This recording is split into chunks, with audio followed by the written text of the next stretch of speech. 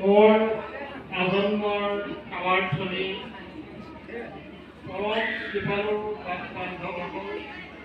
অনুষ্ঠান এটা মহৎ উদ্দেশ্য আগত ৰাখি আয়োজন কৰিছে। এই উদ্দেশ্য হৈছে বিশ্ব শান্তি আৰু জনগণৰ কল্যাণৰ অৰ্থে এটি মহৎ উদ্দেশ্য। মোৰ একান্ত বিশ্বাস ভগৱন্ত প্ৰভুৱে আপোনালোকক নিশ্চয় কৃপা কৰিব। ডাঙৰ উদ্দেশ্য আপোনালোকে আগবাঢ়িছে, ভগৱন্তই কৃপা নিশ্চয় কৰিব। অসমৰ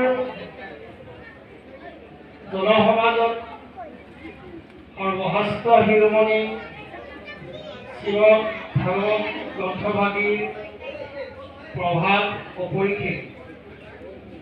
ভগৱান কৃষ্ণৰ সৰ্বশ্ৰেষ্ঠ অৱতাৰ শ্ৰীকৃষ্ণৰ ঐশ্বৰিক লীলা আৰু গুণৰাশিৰ প্ৰকাশ স্কন্ধ আছে।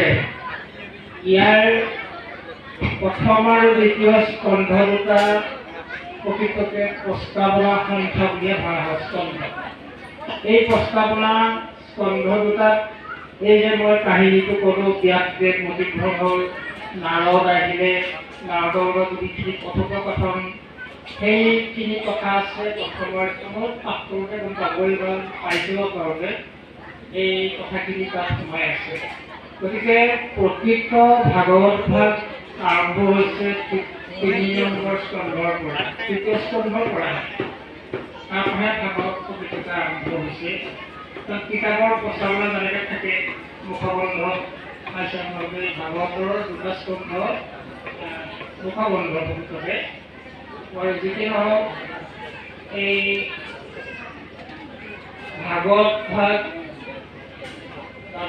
ভাগৱত ভাগ কেনেকৈ আমাৰ মধ্যলৈ আহিলে তাৰ দুটা পথ আছে। কাৰণ ভাগৱত বস্তুটোৱে বৈকুণ্ঠৰ কল্পতৰু শাস্ত্ৰ নহয় বাৰু। কেনেকৈ আমাৰ মধ্যৰ মানুহে পালেনো সেইটো কথাটো মই ক'বলৈ খুজিছোঁ। প্ৰথম পথটো হৈছে পদ্মকল্পত শ্ৰীনাৰায়ণৰ মুখৰ পৰা ব্ৰহ্মাই 4 শ্লোক পাইছিলে। মই অলপ আগতে কৈছিলোঁ জ্ঞান বিজ্ঞান তৰং ৰহস্য, পদ্মকল্পৰ কথা এইটো।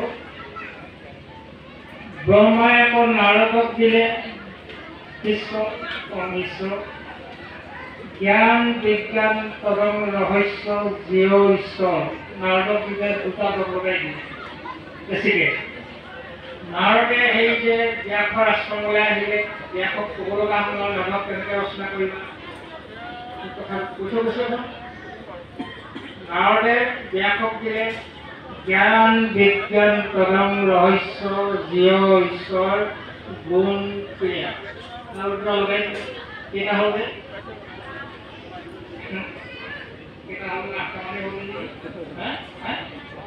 একটা হ'ল তাৰপিছত